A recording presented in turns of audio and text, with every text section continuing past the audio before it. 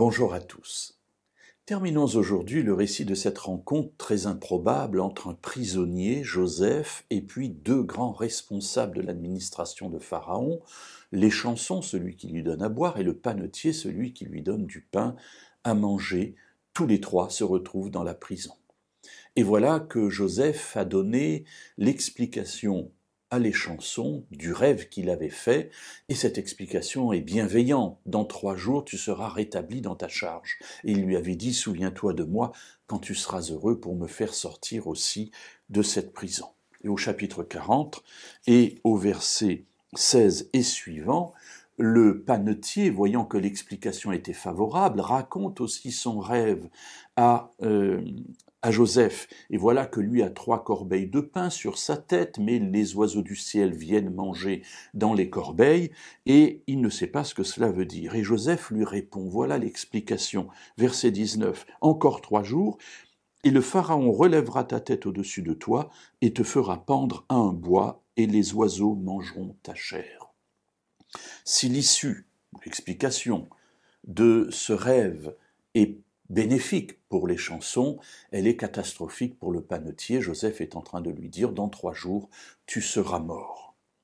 Et effectivement, le 3e jour, au verset 20, il nous est dit que c'était l'anniversaire de la naissance de Pharaon. Il fait une grande fête et là, il enlève de la prison les chansons et le panetier. Les chansons, il le rétablit dans sa charge. Il se met à nouveau à servir le Pharaon et le panetier, il le fait pendre, comme Joseph l'avait dit.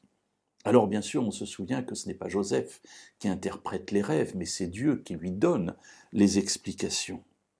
Et que se passe-t-il ensuite ? Le verset 22 nous dit la chose suivante, ou plus exactement le verset 23.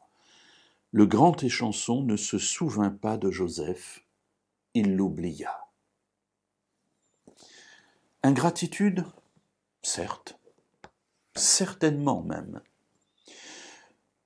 N'oublions pas que Joseph, quand il rencontre les 2 grands responsables, lui, c'est un prisonnier.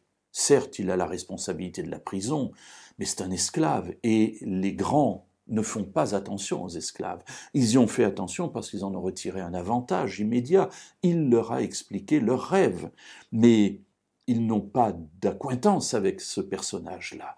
Et quand les chansons se retrouvent à nouveau dans les ors de la royauté, eh bien, il oublie immédiatement cet esclave. Mes amis, oui, quelle a été l'attitude de Joseph ? On ne nous dit rien là-dessus.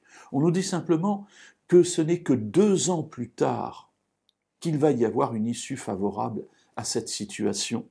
Pendant 2 ans, les chansons ont oublié Joseph. Joseph a repris son travail pour aider le responsable de la prison, et tout cela, entre guillemets, n'a servi à rien.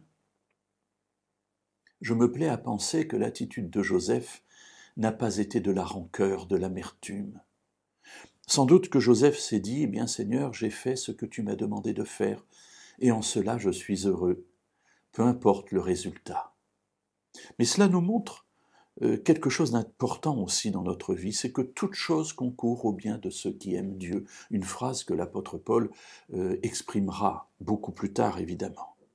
Ici, Joseph ne le sait pas, mais ce qu'il a fait 2 ans auparavant lui permettra enfin de sortir de prison, et non seulement de sortir de prison, mais d'entrer dans la vie à laquelle Dieu le destinait. Alors ne croyons pas que les actes de bonté, ou tous les autres actes d'ailleurs que nous pouvons faire, ne portent pas de fruits. Si nous ne les voyons pas, sachez que Dieu, lui, est capable de faire mûrir ses grappes, de faire mûrir ses gerbes et de porter du fruit jusque dans la vie éternelle.